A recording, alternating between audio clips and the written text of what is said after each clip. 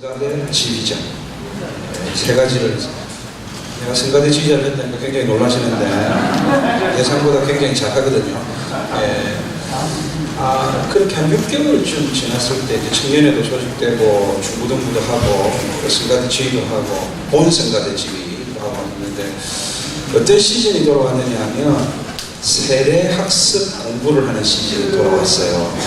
그러니까 그때 세례 학습 공부를 하는 것도 저의 몫이었어요. 대부분의 사역들이 저의 몫이었는데, 그래서 학습을 받는 분들, 세례를 받는 분들 이렇게 한 달 동안 공부를 시켰고요. 그리고 이렇게 세례 공부, 학습 공부를 하신 분들은 당회에서 문답을 하죠. 여러분들도 하셨을 거예요. 당회에서 문답을 해서 그 문답에 합격을 해야 세례도 베풀고 학습도 베풀고 그러잖아요. 근데 목사님께서, 담임 목사님께서 그 당회 문답에 저도 참여하라는 거예요. 제가 전도사였지만 제가 가르쳐서 이분들이 당회 문답을 하니까 그분들이 대답을 하는 데 따라서 부족한 것이 있으면 제가 보충해야 되기 때문에 저도 그 당회 문답에 참여하라고 했습니다. 먼저 학습 문답을 하는데 그때 5명이 학습 문답을 받았어요. 아주 무난하게 제가 가르친 대로 대답을 잘해서 5명 전부 합격을 했어요. 문제는 세례 문답이었어요.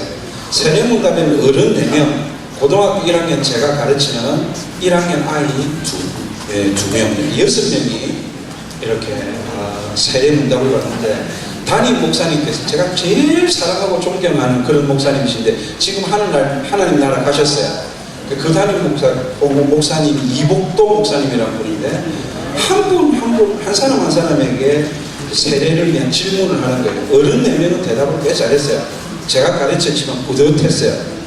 그런데 우리 교회 안수 집사님의 아들이 태식이하고 고1짜리 태식이하고 또 그가 데리고 친구하고 이 둘이가 이번에 세례 문답을 하는데 목사님이 태식이를 잘 알거든요. 안수 집사님 아들이라서 태식이에게 이런 질문을 했습니다. 태식아, 예수님께서 십자가에 죽으셨을 때 마지막으로 하신 말씀이 뭐냐? 이거 우리 교재에 나와 있거든요. 공부 교재에 여러 가지 말씀을 하셨지만 제일 중요한 말씀은 다 이루었다예요. 그래서 여러분, 저는 그걸 가르쳤고 태식이는 다 이루었다라고 저는 말할 줄 알았고, 담임 목사님도 예수님이 십자가에 죽으실 때 제일 마지막으로 하신 말씀이 뭐냐라고 물으시면서도 기대하셨겠죠. 다 이루었다. 내가 구원을 다 이루었다. 내가 아버지의 뜻을 다 이루었다. 다 이루었다라고 대답할 줄 알았는데 기가 막힌 대답을 태식이 했어요. 예수님께서 십자가에 죽으실 때 마지막으로 뭐라고 했느냐, 무슨 말씀을 했느냐고 하니까 고등학교 1학년 제가 가르친 태식이가 이렇게 대답했어요. 나의 죽음을 적에게 알리지 마라. 이건 진짜 싫어요. 왜냐하면 제가 뭐 20년 전에 기억하잖아요. 어느 용어집에 나오는 것도 아니고 진짜 황당한 게 그 장로님들 4분 있었고 담임 목사님하고 저 같이 받아서 난리가 났어. 그래서 담임 목사님 웃으시면서 한 가지 더 질문을 했어요. 태식아, 그러면 주기도문이 뭐냐? 이렇게 물었어요. 이제 주기도문도 거기 교재에 나와 있기를 주님이 주신 기도 혹은 주님이 가르쳐 주신 기도 이렇게 대답을 해야 돼요. 이게 정답인데요. 주기도문이 뭐냐? 이렇게 물었어요. 공부라고는 도대체 안 한, 제대로 알아듣지 못한 태식이가 이런 이야기를 했어요. 예배 끝날 때 하는 기도 이렇게 대답을 했어요. 앞에 거보다는 뭘 재미는 없지만 그래도 예 수준에서 예배 끝날 때 하는 기도. 그래서 목사님이 네 아버지를 가서 합격을 시켜주는데 공부는 더 해야 되겠다, 이런 말씀을 하셨거든요. 여러분, 저는 지금 주님이 우리에게 주신 선물로서의 기도 이야기를 잠깐 하려고 합니다. 주님이 우리에게 구원도 주셨잖아요. 어마어마한 선물인데 사실상 주님이 주신 또 하나의 어마어마한 선물은 주님이 주신 기도예요. 왜냐하면 주님이 주신 이 기도, 주님의 기도를 우리에게 주셨거든요. 주님의 기도의 시작이 뭐예요? 여러분 다 아시죠? 시작. 하늘에 계신 어떤 아버지요? 우리 아버지. 우리 모두의 아버지라는 뜻도 있어요. 그러나 더 중요한 뜻은 하늘에 계신 우리 아버지, 처음에 아버지라고 부를 수 있는 분은 예수님밖에 없었어요. 근데 예수님 때문에 우리도 하나님을 뭐라고 부르게 됐죠? 아버지. 그러니까 하늘에 계신 우리 아버지라고 할 때는요, 저는 항상 이렇게 생각해요. 예수님의 아버지, 그리고 나의 아버지. 예수님과 나, 우리 아버지. 얼마나 은혜가 되는지 몰라요. 저는 주문처럼 안 외워요. 예배가 끝날 때 당연히 하는 기도를 안 해요. 그 하늘에 계신 우리 아버지라는 이 우리 아버지라는 단어에서 점유율이 와요. 지금도 이 나이가 되고 목사가 되고 이렇게 이 기도에 익숙해도 점유율이 없답니다. 예수님의 아버지, 그리고 그 예수님의 아버지가 나의 아버지가 되셔서 예수님과 나, 우리 아버지라고. 여러분, 이 세상의 권세 중에, 모든 권세 중에 가장 강력한 권세, 가장 신나는 권세, 가장 영광된 권세가 뭔지 아세요? 요한복음 1장 12절 말씀 보실까요? 함께 읽겠습니다. 요한복음 1장 12절 시작. 영접하는 자, 곧 그 이름을 믿는 자들에게는 하나님의 자녀가 되는 권세를 주셨으니. 아멘. 하나님의 자녀가 된 이 권세가 세상에 어떤 권세하고도 비교할 수 없어요. 아버지가 대통령이라도 이거하고 비교 못해요. 아버지가 장관이라도, 아버지가 유엔 사무총장이라도, 우리 아버지 하나님의 자녀들은 이 권세, 이 능력, 이 기쁨, 이 영광 바꿀 수가 없어요. 저는 초등학교 6학년 때 진해라는 곳에서, 지금은 뭐 대학 때부터 서울에 쭉 살고 있지만 진해라는 곳 아는지 모르지만 진해라는 곳에서 진해 남산 초등학교를 다녔어요. 제가 초등학교 6학년 때 경상남도에서 경남교육청에서 주관하는 어린이 글짓기 대회가 있었는데 제가 출전을 하는데, 어떻게 출전이 되냐면 학교에서 무조건 1등을 해야 돼요. 1등 했습니다. 진해시에서 1등을 해야 돼요. 등수 안에 들어야 돼요. 또 1등을, 여러분 다 아시잖아요. 제가 좀 된다는 거. 네, 제가 또 1등을 했습니다. 그리고 드디어 경상남도 대회에 나갔습니다. 여러 도시에 시군에서 1등한 아이들만 쫙 모여서 글짓기를 하고 있습니다. 그런데 심사위원들이 우리가 글짓기 대회하는 걸 이렇게 둘러보면서 관찰을 하고 또 심사도 합니다.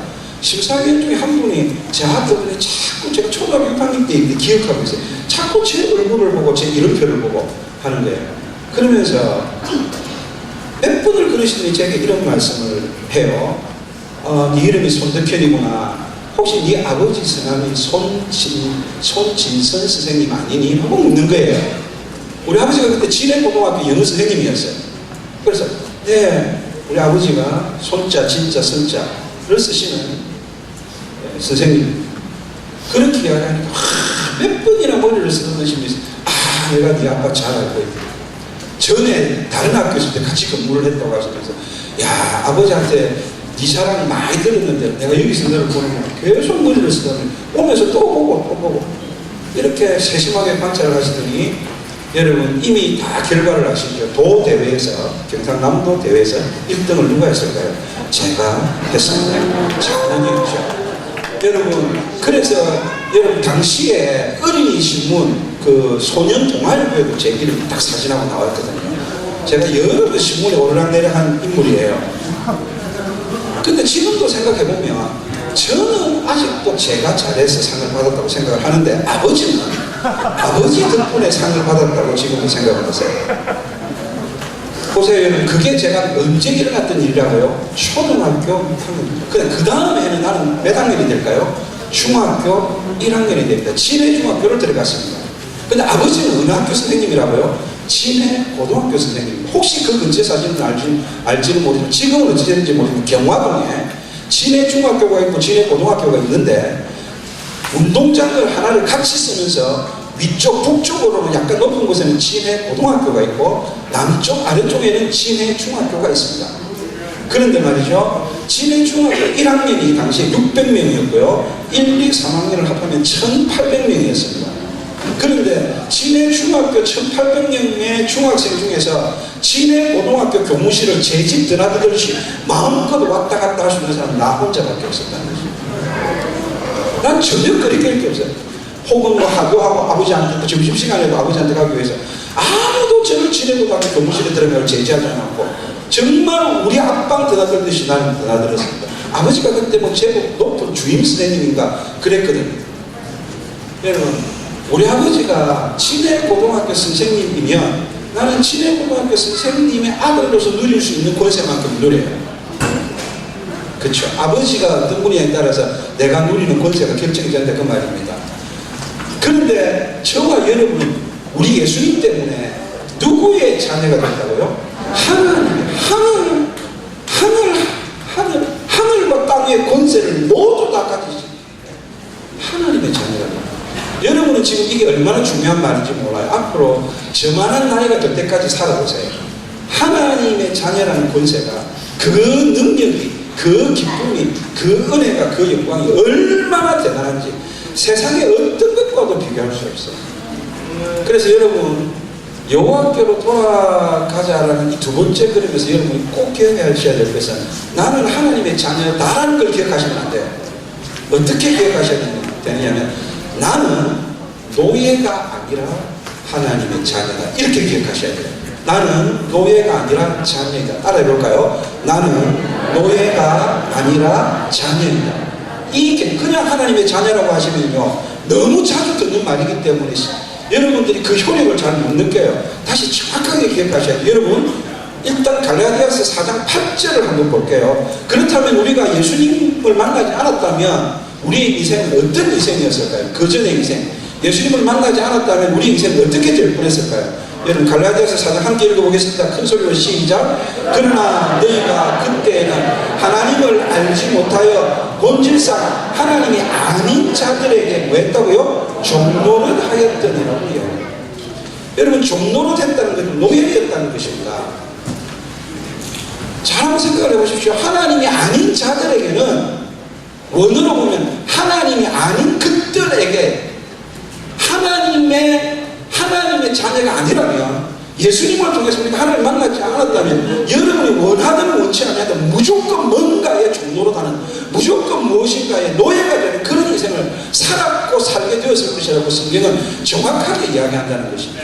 근데 생각해보면 우리가 그랬어요. 정말 성경은 우리가 어떤 존재였다고 말하냐면 죄와 사망의 노예였어요. 노예라는 것은 거기에 묶여있다는 것이고 거기서 벗어나지 못한다는 것이에요. 나는 벗어나고 싶어도 못 벗어난다는 거예요. 여러분 예수님 만나기 전에 여러분 죄에서 벗어날 수 있었어요. 여러분이 인정하든 안 하든 죄에 매여 있었어요. 죄만 우리를 메우는 줄 아십니까? 사탄이 우리를 딱 쥐고 있었고 결박하고 있었어요. 여러분이 원튼 원하지 않든 예수님 만나지 않았다면 계속 사탄의 노예로 살 수밖에 없었어요. 나는 아니라고, 나는 절대 그렇지 않고, 내가 무슨 노예냐고, 나는 나답게 산다고. 아니에요. 죄를 벗어날 수 없었어요. 사탄의 그 사망의 그늘에서 벗어날 수 없었다니까요. 여러분 뭐 하나 해보세요. 여러분 뭐 하나 하면 딱 거기에 매여요. 예를 들어서 여러분 누구를 미워하면 미움에 매여서 잘 못 벗어나요. 여러분들이 게임에 중독이 되면 게임에서 잘 못 벗어나요. 우리 교회에서 여러분 정말 부인 때문에 교회를 다니긴 하지만 완전히 여러분 술 중독, 그걸 무슨 중독이라죠? 알코올 중독. 예, 제가 부목사 때 흑원날 우리 집에 와가지고 문을 툭툭 차고 목사님 계십니까? 나와 있어. 그런데 여러분, 하나님께서 이렇게 하시더라고요. 병원에서 인제 더 마시면 죽습니다. 인제 방법이 없습니다. 자꾸 쓰러지니까. 그러니까 인제 더 마시면 죽습니다 하고 나서 조금 술을 끊더라고요. 지금은 정말 그 시커먼 얼굴이 환한 얼굴이 돼서 진짜 예수님 만나서 여러분 얼마나 성도들하고 악수도 잘하고 찬양도 잘하고 예배에 악자도 잘하고 이런 기적이 여러분 진짜 교회 안에 일어나거든요. 정말 그 사람은 술의 노예에서 벗어날 수 없어요. 도박하는 사람들 보세요. 여러분 최근에도 저 SES 출신의 유진이 아니고 슈, 처음에는 유진이라고 오해받았죠. 슈도 그 착한, 그리고 새 아이를 키우는 그 친구가 원래 미국 시민권을 가지고 있으니까 카지노 들어가서 도박을 해서 6억의 빚을 지게 되었죠. 그때까지 못 벗어나고 그게 신문에 나오고 지금 난리잖아요. 왜 세상 돌아가는 걸 그렇게 모르고 있나? 그렇죠. 한 번 빠지면 벗어나죠. 이런 걸 여러분 뭐라 그러냐면 노예적인 습성이 생긴다는 거예요. 정말 그렇게 돼요. 여러분, 제가 저도 중고등부와 청년들을 가르치면서 가장 힘들었던 게 뭔지 아세요? 열등감에 사로잡혀서 열등감의 노예에서 못 벗어날 거예요. 우리 힘으로는 못 벗어나. 노예는 자기 힘으로는 탈출 못해요. 자기 힘으로는 벗어날 수 없어요. 이거 하지 말아야 된다 싶은데 안 할 수가 없어. 이걸 해야 된다 싶은데 할 수가 없어. 그게 노예예요. 그런데 우리가 예수님 만나지 않았다면 여러분 뭔가의 노예로 살아요. 요즘 보면 음란한 문화의 노예로 사는 이 학생들이 굉장히 많아요. 뭔가 세상이 음란한 문화가 게임이 열등감 이런 것들 미움이 이런 것들이 계속 우리를 결박한다니까요. 예수님 없으면 여러분 그럴 수밖에 없어요. 여러분 그 출애굽이라는 걸 제가 그래서 잠깐 이야기했지만 출애굽은 원래 그 사람들이 애굽에서 나온다는 뜻이 애굽은 지금 어느 나라죠? 이집트. 애굽이 어느 나라라고요? 이집트. 블레셋의 지금 이름은 뭐예요? 팔레스타인. 작년에도 가르쳐드렸나? 자, 애굽의 노예로 살았잖아요. 몇 년 동안? 400년 동안. 애굽의 노예로 살았어요. 아무것도 스스로 할 수 없었어요. 근데 애굽의 노예로 살다가 하나님께서 이집트에서 나오도록 노예에서 해방시켜 주셨어요. 그건 단순히 노예에서의 해방이 아니라 정말 가장 비참한 노예였던 그들을 이제는 뭐라고 부르는 존재가 되게 했다? 하나님의 백성, 하나님의 자녀라고 불리워지는 그런 존재, 그런 신분으로 바뀌었다는 것을 잘 들으십시오. 노예에서 해방됐다. 그래서 나는 이제 자유다. 그런 정도가 아니라 어제까지는 애굽의 노예였지만 오늘은 그냥 해방된 사람이 아니라 하나님의 자녀, 하나님의 자녀라는 권세를 갖는, 하나님의 자녀이기 때문에 하나님의 유업을 받는 그런 하나님의 자녀가 됐다는 거예요. 그 자녀로서의 인생을 살아가게 됐다는 것이죠. 그래서 여러분, 저는 우리 성도들 같은 경우 항상 하나님의 자녀로 갈 때마다 우리가 하나님의 자녀가 안 됐다면 우리는 어떤 존재였을 것이다. 그냥 노예. 그게 뭔지. 때로는요, 죄의 노예, 사탄의 노예, 이건 좀 죄나 사탄이라는 게 거창하잖아요. 거창한 거에 노예가 되면 좀 덜 쪽팔려요. 근데 택도 안 것이 아닌 거에 노예가 돼요. 말 한마디는 삐치가지고 삐친 거에 노예가 돼요. 저도 이번 주일 아침에 일부 예배 때가 제일 민감해요. 첫 예배이기 때문에. 근데 사회를 보는 우리 부목사들이 사회를 보는 부목사가 저는 예배가 끝나면 꼭 설교 후에 찬양을 하는데 이 친구가 미리 한 10분 전에 그 악보를 반주자들에게 미리 주나야 돼요. 1부, 2부, 3부 반주자 모두에게. 피아노 반주자와 전자오겐 반주자에게 모두 주나고 또 악단, 3부에는 악단이 있어요. 악단이 안 하고 뭐라 하죠? 앙상블. 앙상블에게도 미리 전화해야 돼요. 근데 예배가 9시인데, 첫 예배가 9시인데 이 사회를 봐야 부목사가 안 나타나는 거예요. 그러니까 이 친구가 와 있다가 까먹고 악보를 복사 안 하는데 그때 가서 복사를 해와가지고 예배를 시작했지 와가지고 또 그 앞에 막 성도들 앉아서 기다리고 있는데 나가다가 막 이렇게 막 반주자들은 악보를 나눠주고 있더라고요. 얼마나 화가 나는지. 나는 예배를 그렇게 준비하는 걸 제일 싫어요. 다른 건 내가 부목사한테 말 안 합니다. 설교를 못하든 게으르든 이 손이 일어나면 다 조금 있으면 내 닮아서 다 잘할 거야 이렇게 믿고 있기 때문에. 그렇지만 예배를 우습게 얘기는 거야. 절대로 그런 거야. 그런데 강대상에 딱 이제 제가 그 순서가 마치고 설교하기 위해서 강대상에 올라가면 봉헌되는 헌금이 딱 저 앞에 일이 올라와 있어요. 근데 이 친구가 그날 정신이 없는지 받아가지고 옆에다 하는 거예요. 요 옆에다. 그런데 그날 그 시간이 예배 시간인데 박 목사님 정신 많이 차려야 되겠다. 지금 내가 광고에 교회에서 이걸 내가 그 앞에서 이제 했어요. 그러니까 제가 그 순간에 이걸 참치는 예배 준비가 안 됐다고 내가 화가 났는데 내가 예배 중에 박 목사님 정신 많이 차려야 되겠다 이러고 시작해요. 그 부목사가 박 목사라는 걸 알고 조사해보면 안 돼요. 서울보험교회 박는 무슨 목사지?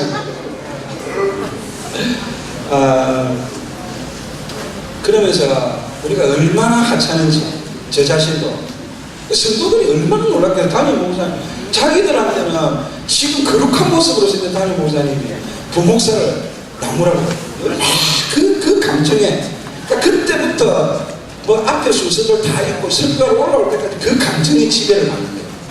거기에 딱 매이더라고요. 그래서 안 그래도 이슬도 하려고 좋은 예화가 없을까 생각했는데 기가 막힌 예화가 나한테 생겼어요.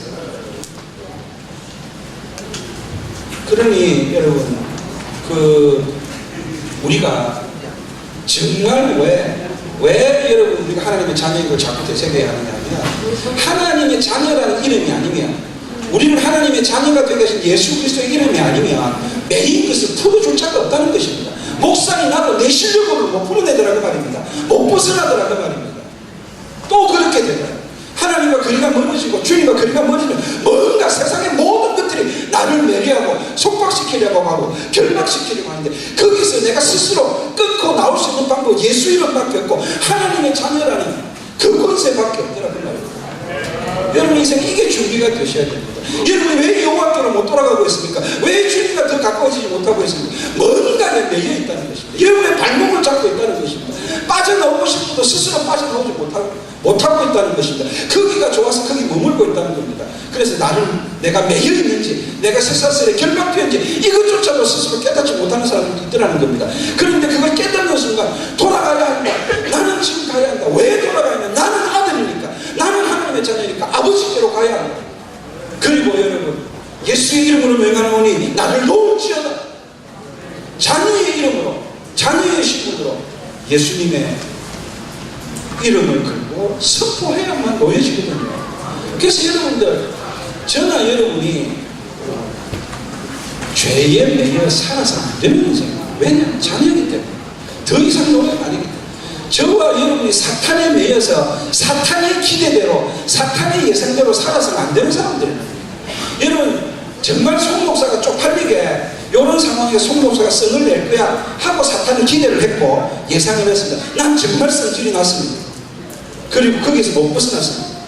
다른 때 같으면 저는 감정의 지배권, 이 단어를 굉장히 좋아하는데, 저도 모르게 어떤 감정이 저를 지배할 때, 어떤 사람 때문에, 어떤 사건 때문에 감정의 지배, 그것들이 나의 감정을 지배해서 내가 짜증을 내고 분노가 날 때 나는 빨리 바꿉니다. 하나님, 지금 내 감정을 예수님이 지배해 주시고 예수님이 장악해 주시고, 그렇게 찬송 하나 부르면 싹 돌아옵니다. 희한하죠. 이걸 회복 타격성이랍니다.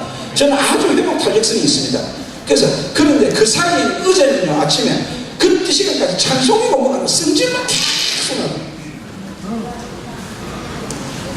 그런데 여러분, 제가 헌금 기도를 하면서 눈물이 범벅이 되면서 기도를 하고 이러니까 저도 풀리고 성도들도 놀란 가슴 쓸어내리고 막 예배를 드리고 잘 때는 끝까지 안 풀린 사람 한 명 있습니다. 박목수. 그 친구가 어제부터 휴가거든요. 그제부터 주일당. 그래서 딱 제가 불렀습니다. 처음에는 내가 자존심에 내가 미안하다는 말을 도무지 못하겠는 게, 네가 예배 준비를 그래 해가지고 강대상 하루 이틀 하느냐, 어디 봉헌 헌금을 그렇게 만든, 이렇게 막 나무려다가 내가 부른 목적은 나무르려고 부른 게 아니라 풀어주려고, 그래야 여러분 동들 편안히 쉬고 올 거 아닙니까. 그래서 여러분, 그 순간에 여러분, 제가 다시 한번 마음을 가다듬고 박목사의 손을 잡고 내 마음 알지? 내가 이때까지 아무한테도 목회하면서 부교육자한테 미안하다 소리 한 번도 못 했는데, 미안하다. 그러니까 이 말을 하고 다른 목사가 막내도 목사인데, 막내도 목사하기 참더라는데, 그런 데는 그러죠. 오후에 이제 설교였어요. 박목사 설교인데 설교를 잘하는지 은혜가 팍팍 뛰었습니다. 그렇게 설교를 잘하는 이유는요, 설교가 9분 만에 마치더라고요. 오후 예배에. 그래서 잘했다는 겁니다. 여러분, 다시 한번 여러분 말씀드리지만, 어느 순간인가 난 노예로 살 사람이 아니야. 난 하나님의 자녀. 우리가 예수님 때문에 하나님의 자녀가 됐다는, 그냥 하나님의 자녀가 됐다 그렇게만 받으시면 안 돼요. 반드시 난 너가 아니라, 노예가 아니라 자녀다. 이 자녀의식을 가져야, 이 자녀의식을 가져야 마음껏 예수님의 이름을 사용할 수 있어요. 마음껏 하나님의 이름을 부를 수 있어요. 자, 이제 여러분, 이 이야기를 조금 할게요. 출애굽이라는 게 아까 제가 애굽의 노예에서 하나님의 백성, 하나님이 내 백성이라고 부르는, 하나님이 내 자녀라고 부르는 하나님의 자녀, 그리고 어제 들은 대로 내 영광이라고 부르는, 내 기쁨이라고 부르는, 혹은 내 찬송이라고 부르는 그런 존재가 됐잖아요. 그러면서 그게 출애굽이 일어나는 시점이 출애굽기 13장이에요. 출애굽기 이후, 그리고 그 다음에 레위기, 그 다음에 민수기, 신명기, 이 부분에서, 즉 이스라엘 백성들이 하나님의 백성으로, 하나님의 자녀로 살아가는 삶의 현장에서 하나님이 가장 많이 하셨던 말 두 가지가 있어요. 가장 여러분 이스라엘 백성들에게 부탁하고 강조하고 또 강조하는 말씀이 딱 두 가지가 있어요. 그걸 여러분 기억하세요. 첫 번째는 뭐냐면요, 하나님을 사랑하는 말을 제일 많이 했어요. 출애굽기, 레위기, 민수기, 신명기에 이걸 하나님을 사랑하는 말을 존댓말로 하면, 좀 격식을 갖추어서 말하면 하나님을 경외하라가 돼요. 하나님을 경외하라는 말의 근본도 하나님을 사랑하라는 거예요. 하나님을 사랑하라는 말은 말이에요. 두 번째, 예상외로 하나님께서 많이 하신 말씀이 뭐냐면 안식일을 지키라. 뭐라고요? 하나님을 사랑하라, 그 다음에 안식일을 지켜. 근데 이게 굉장히 절묘해요. 뭐하다고요? 굉장히 절묘해요. 자, 일단 여러분 그 유명한 신명기 6장 4절과 5절을 보고 하나님을 사랑하라는 게 왜 절묘한지를 말씀드릴게요. 아주 뻔한 말씀 같은데, 신명기 6장 4절과 5절 시작. 이스라엘아 들으라. 우리 하나님 여호와는 오직 유일한 여호와이시니 너는 마음을 다하고 뜻을 다하고 힘을 다하여 네 하나님 여호와를 사랑하라. 한번 생각해 보세요. 애굽에 못된 주인이 있어요. 그리고 히브리 이스라엘의 노예가 있어요. 그러면 이 두 사람의 관계는 결코 서로 사랑할 수 없는 관계예요. 애굽의 못된 주인은 여러분 당근과 채찍을 사용해서 히브리 노예를 부려먹지만 히브리 노예를 짐승 취급도 안 해. 그걸 히브리 노예도, 이스라엘 노예도 알아. 저 인간이 말은 저렇게 해도 나를 조금도 인간 취급을 안 하는구나.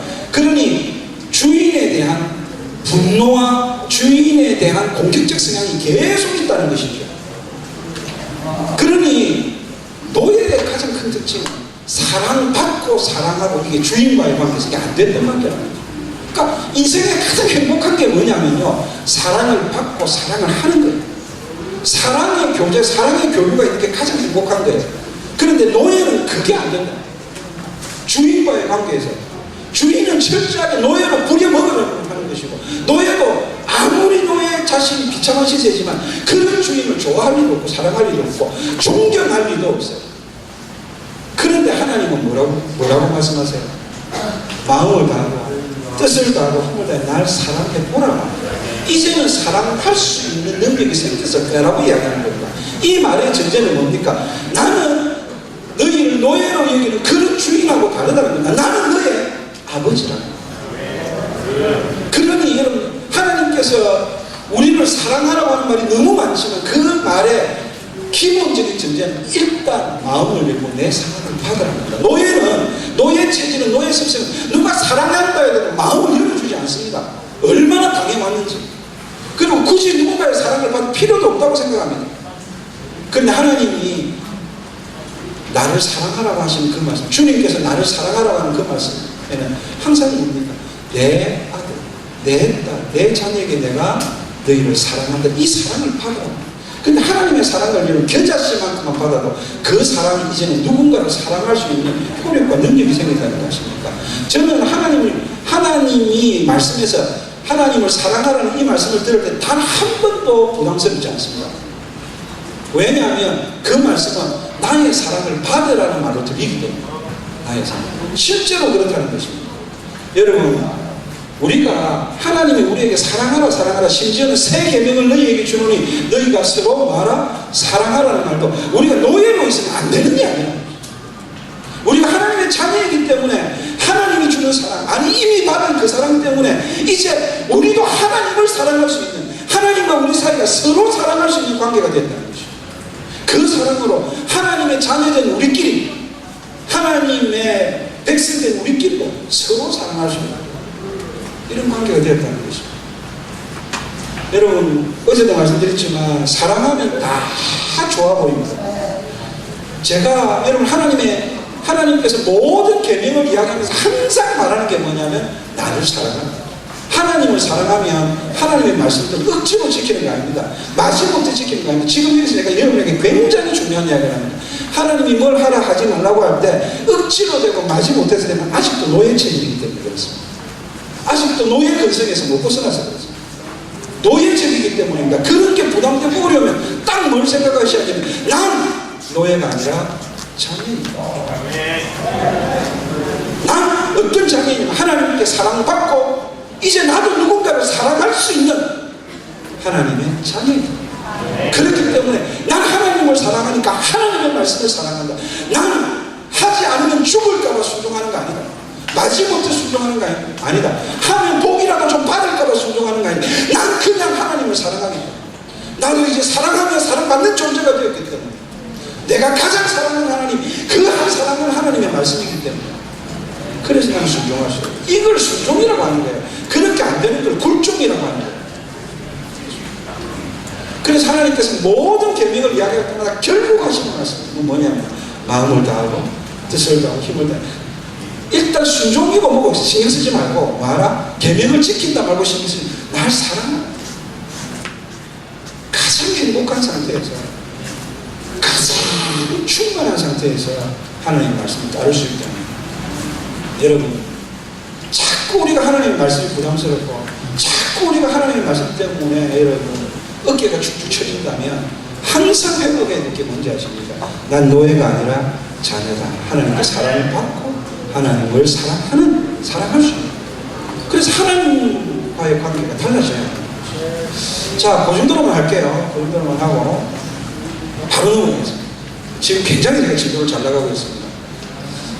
두 번째는 뭐 이야기했죠? 안식일을 지키라는 게 굉장히 많습니다. 참 이거 교인들이 많이 부담스러워합니다. 주일 요즘 그 목사님들끼리 하는 말이 있습니다. 주일 성수만 잘해도 주일만 잘 지켜도 주일 예배만 참석해도 훌륭한 성도. 그 뭐 흔히 말하는 그런 성도들 많잖아요. 예수는 믿는다 하면서도 교회는 안 나가는 성도. 그걸 다 알잖아요. 안 나가를 거꾸로 해서 가나안 성도라고 해가지고 신문에도 많이 나오고 해요. 기독교 신문에. 보세요. 노예에게는 뭐가 없느냐면 안식이 없어요. 쉼이 없다니까요. 주인이 막 시키면 뭐든지 해야 돼요. 악한 주인이 시키면 안 할 수가 없잖아요. 왜냐? 누구니까? 노예니까. 노예한테 없는 건 사랑하고 사랑받고 이것도 없지만 가장 표면적으로 선명하게 없는 게 뭐냐면 안식과 평안이 없어요. 노예가. 왜냐면 시키면 해야 되고 육체적으로 안식이 없어요. 시키면 할 때 뭐 어떻게 짜증내면서 원망하면서 불평하면서 안 보는데 이 새끼 저 새끼 하면서 한단 말이에요. 그러니까 영혼에 마음의 안식도 평안도 없어요. 그런데 하나님이 뭘 삼아주셨어요? 하나님의 백성을 노예에서 하나님의 백성 노예에서 뭘로 삼아주셨어요? 하나님의 자녀. 하나님의 자녀다운 게 뭐냐? 하나님의 백성다운 게 뭐냐? 너도 쉴 수 있다는 걸 보여줘요. 내가 너에게 주는 안식은 여러분 천국이 뭐예요? 다른 성경에서 히브리에서 영원한 안식이 천국인데 그 안식이 이 땅에서도 하나님의 자녀에게 있다는 거죠. 하나님의 자녀에게 하나님이 선물로 주신다는 거죠. 노예가 아니라는 거죠. 일한 다음에 그 아름다운 안식 엿새를 일하고 일해 되는 날에 하나님 앞에서 안식하는 것. 치열한 싸움 다음에 승리를 주셔서 싸움 후에 안식을 주시는 것. 그게 하나님께서 자기 자녀에게 자기 백성에게 주시는 은혜의 선물이라는 거죠. 그래서 그 안식의 날인 주일이 올 때마다 기뻐해 보라는 것이죠. 이건 내가 하나님의 아들이니까 하나님의 딸이니까 하나님의 자녀니까 누리는 특권이고 은혜고 선물이고.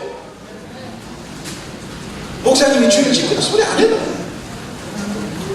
하루씩 주일 안 지키면 뭐 천국 못 갑니까? 이딴 소리 안 해도 내가 이 땅에서 하나님의 나라를 누리는 것이고 하나님의 자녀로서의 특권과 선물과 은혜를 누리는 것이고 그게 주일이에요. 그래서 성경은 이상하게 이 말을 왜 이렇게 많이 하지? 이게 뭐라고? 근데 그 말을 그렇게 많이 하는 그 제가 서울에 있는 지금 있는 교회에 2000년도 3월에 올라갔어요. 그러니까 이제 횟수로는 한 18년, 19년 됐는데 그때는 제가 부목사로 청빙을 받아서 갔고요. 담임 목사로 간 게 아니고 부목사로 갔고, 우리 집사람이 제게는 아들만 2명 있어요. 제가 기도한 대로 아들만 2명. 왜냐면 저 닮은 딸라면 정말 힘들겠다 싶어서. 그래서 아들만 2인데, 큰아이는 이미 이제 좀 자랐고, 작은 아이가, 큰아이와 터울이 여러분 5살 나는 정확하게 만 4년 나는 작은 아이가 우리 집사람의 배에서 한 9개월 됐을 때 청빙을 받아갔어요. 청빙을 받아갔는데, 그때 내가 어른들을 위한 오후 첫 설교에서 이 이야기를 했어요. 어떤 이야기를 했느냐, 이런 거예요. 그냥 좀 웃자고 한 이야기였는데요. 어떤 집에 2 아들이 있는데, 큰애는 공부를 참 잘해요. 제가 작년에 이야기했죠. 큰애 공부 잘한다고. 어느 대학 다닌다고 이야기했더라. 예, 서울대학 다니는데 지금은 군에, 바로 그때 군에 갔거든요. 여러분이 왔을 그때. 예, 지금 이제 군에 간 지 1년이 됐네요. 자, 근데 우리 집도 둘째 아이는 공부를 못해요. 근데 그 이야기를, 아이가 아직 엄마 뱃속에 있을 때 이런 이야기를 했어요. 재밌는 유머가 있어서 성도들에게 첫 유머를 했는데, 큰아이는 공부를 잘하고 둘째 아이는 공부를 못하는데, 둘째 아이가 공부를 못하는 게 문제가 아니라 공부를 안 하는 게 더 문제라. 못하면 하기라도 해야 되는데, 보통 잘하면 하고 못하면 안 하잖아. 그래서 엄마가 하고는 이렇게 마무리해서, 너는 도대체 누구를 닮아서 이렇게 공부를 못하는 거야? 너 형을 좀 보라. 그리고 제발 좀 책상 머리에 좀 앉아 붙어 있으라고. 이러니까 아들이 조금도 미안한 기색이 없이 당당하게 엄마한테 그렇게 이야기했다잖아요. 엄마, 공부가 다가 아니잖아요. 엄마는 애기선도 몰라요. 공부를 정말 못했지만 훌륭한 과학자가 됐잖아요. 이렇게 이야기하니까 엄마가 신경질이 팍 이렇게 이야기했다잖아요. 야, 이놈아, 애기선은 영어라도 잘했잖아. 그렇게 이야기했다잖아요. 그러니까 제가 작년에 여러분 이야기했는데, 근데 이게 왜 제가 이 이야기를 하느냐 하면, 그 둘째 아이가 뱃속에 있었단 말이에요. 그리고 나서 15년쯤 지났는데, 제가 실제로 거의 우리 집에서 우리 집 사람이 둘째 아이고, 너는 왜 이렇게 공부를 못하고, 또 공부를 못하고 공부를 열심히 해야지. 왜 안 하느냐 하니까, 애들이 다 그런가 봐요. 엄마는 애기선도 몰라요. 이렇게 우리 집 사람 이미 오래됐지만 저한테 들은 유머가 있잖아요. 그래서 딱 우리 집 아들에게, 그래, 그래도 에디슨은 영어라도 잘했잖아. 딱 그 이야기를 하더라고요.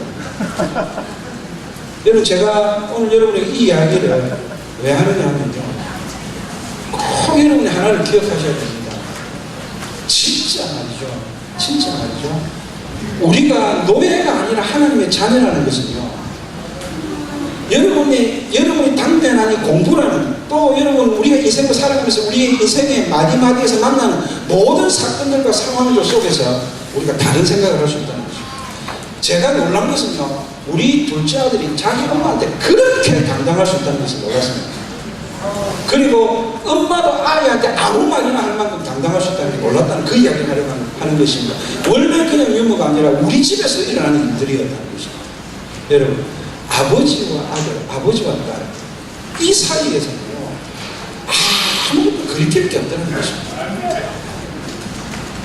이게 우리에게 얼마나 대단한 자유인가를 여러분 좀 아셨으면 좋겠습니다. 여러분의 기도가 그랬으면 좋겠습니다. 아무것도 그리낌 없이 당당하게 아버지께 말했으면 좋겠습니다. 하나님도 여러분에게 좀 아무 말이나 하더라도 여러분이 좀 기쁨으로 받았으면 좋겠습니다.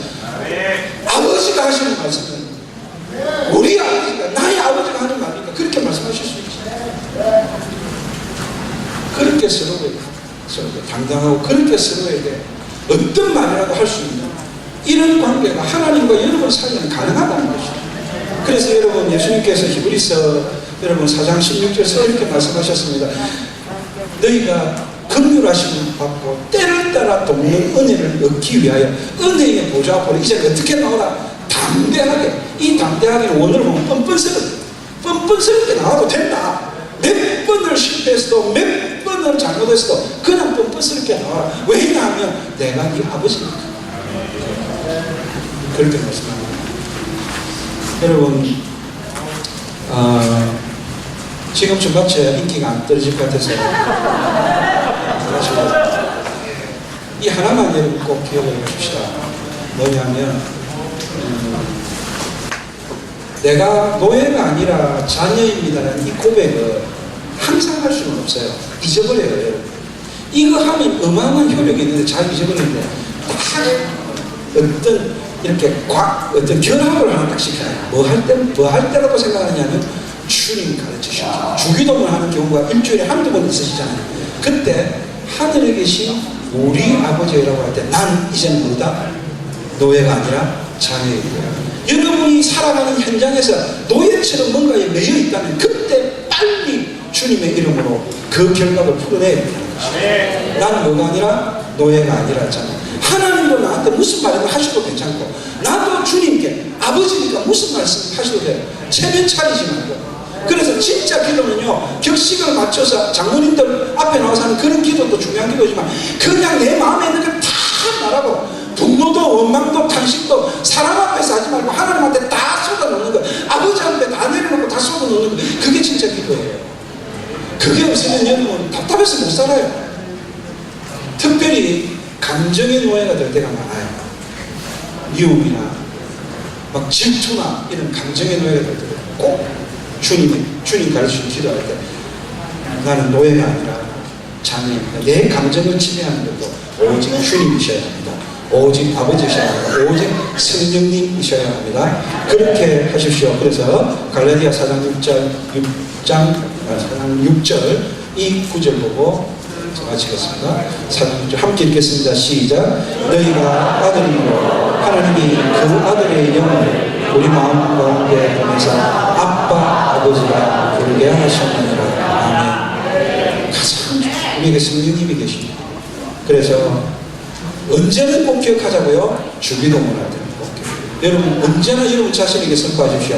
나는 뭐가 아니라 노예가 아니라 난 하나님의 자녀. 이 찬송 부를 건데요. 한번 찬송 가서 띄워주십시오. 하나님의 사랑을 사모하는 자, 하나님의 평안을 바라보는 자, 너희의 모든 것 창조하신 우리 주님이 너를 얼마나 사랑하는지, 하나님께 찬양과 경배하는 자, 하나님의 선하심을 닮아가는 자, 너희의 모든 것 창조하신 우리 주님이 어떻게 하셨다고요? 너를 보이세요? 너를 뭐 삼았다? 자녀 삼으셨네. 자녀 삼으시면 세 가지 하신대요. 그 다음 가사 보세요.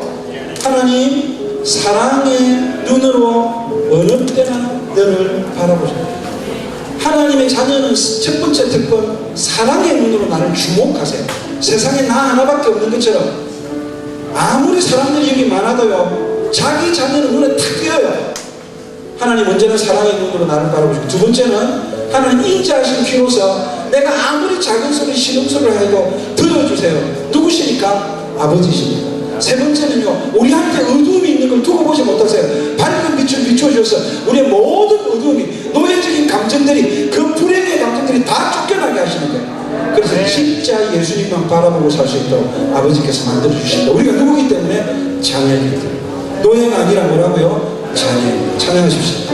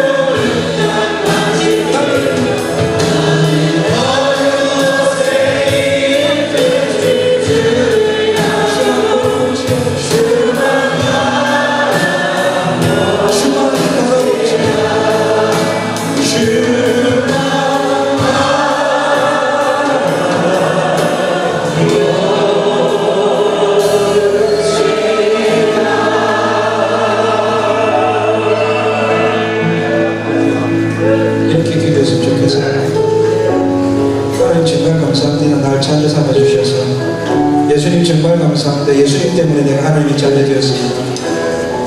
하나님께 많이 감사하십시오. 감사의 기도 한 2분만 하십시오.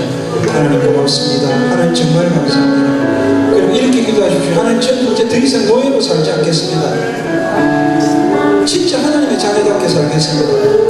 그래서 정말 하나님께로 돌아가겠습니다.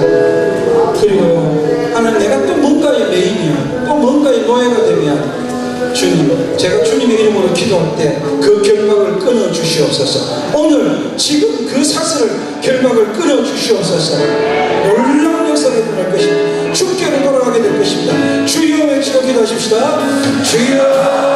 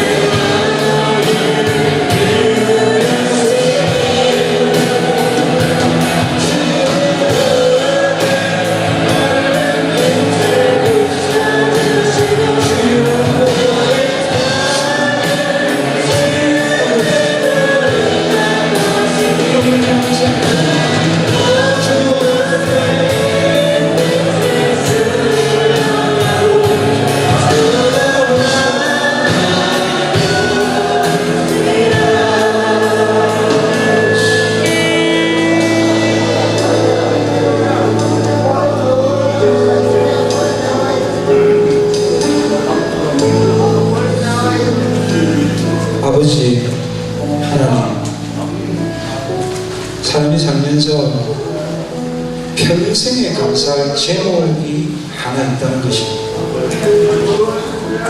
남은 평생에 찬양할 이유가 하나 있다는 것이, 그 하나가 있다는 것이 얼마나 행복한 일인지 주의 종은 아는데, 여기 함께한 주님의 자녀들도 내게 평생의 감사 제목이 있고 평생의 찬송의 이유가 가장 아름다운 그 이유 하나가 있다는 것 때문에 기뻐할 수 있게 하여 주옵소서. 자녀 삼아주신 것, 하나님의 자녀 되게 한 것, 다른 것들의 노예가 되지 않게 하신 것, 우상의 노예가 되지 않게 하신 것, 세상의 노예가 되지 않게 하신 것, 우리를 유혹하고 우리를 중독해 하는 그 많은 것들의 노예가 되지 않을 수 있게 하신 것, 혹그를지라도 벗어날 수 있는 하나님의 자녀로서의 권세가 있다는 예수 이름의 권세가 있게 하신 것, 정말 감사합니다.